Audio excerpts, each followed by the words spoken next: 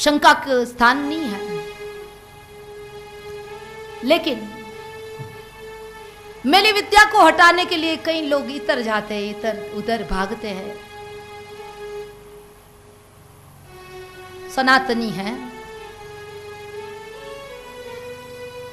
इधर उधर भागने की हो मत किया करो।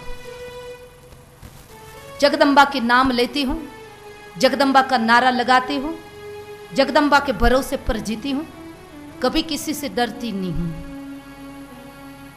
इस वजह से मां के भरोसे पर कहती हूं कि इस जगत में जिनके पास गायत्री कवच हो, जिनके पास देवी कवच हो और जिनके पास बजरंग बाण हो, वो सनातनी कभी किसी से डरता नहीं। तो आश्रित तो हो जाए।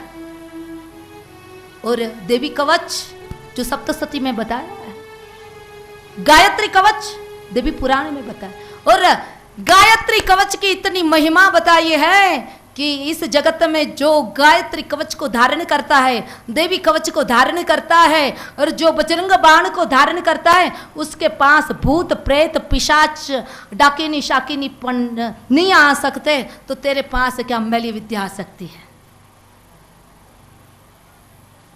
लेकिन कई लोग करते हैं ना, तो भरोसा के साथ नहीं करते, इसलिए डरते।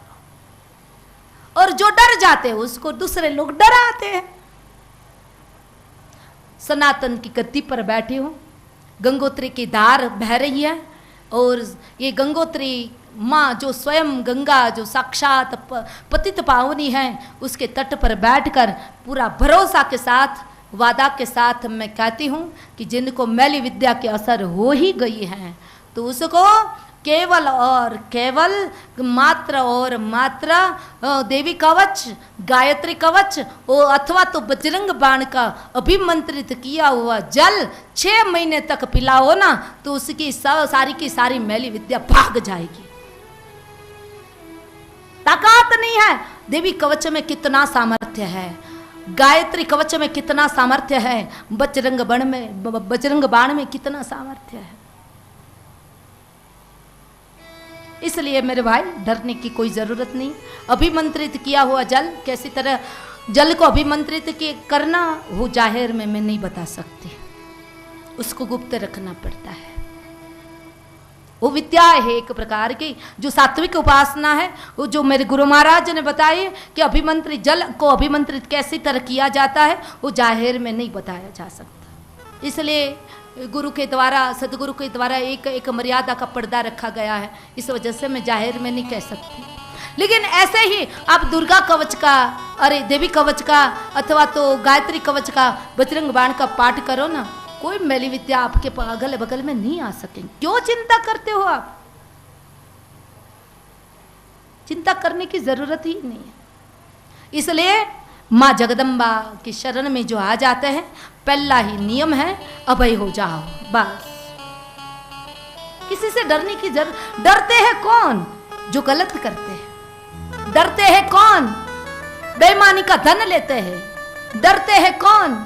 इस जगत में जो दूसरे की बुराई करते हैं। बाकी इस जगत में जो जगदम्बा का आश्रय हो, हमारे पास जगदम्बा के नवाण मंत्र का बल हो और जिनके पास सात्विक उपासना है, तो देवी पुराण में ऐसा बताया है कि जगदम्बा की ऐसी रीति से जो भक्ति करे ना, उसके सामने तो यमराज भी अपना मस्तक ऐसी तरह रख कर खड़े रहते हैं। डरने की जरूरत ही, अभय हो जाओ।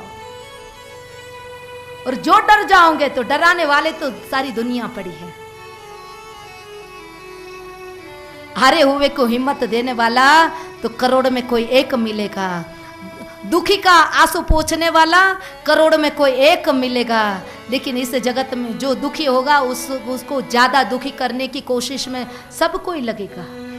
इसलिए अपनी जो वेदना है भले मेरे सामने कहीं सारी जगत को बताते मत घुमना, और मैं आपका नाम घोषित नहीं कर सकूंगी, मैं मर्यादा में हूं। आपने मना करे है, नहीं करूंगी। तो देवी पुराण का बड़ा सा बड़ा महात्म्य यहाँ बताया गया, और साथ साथ हमें आगे की कथा बताते बताते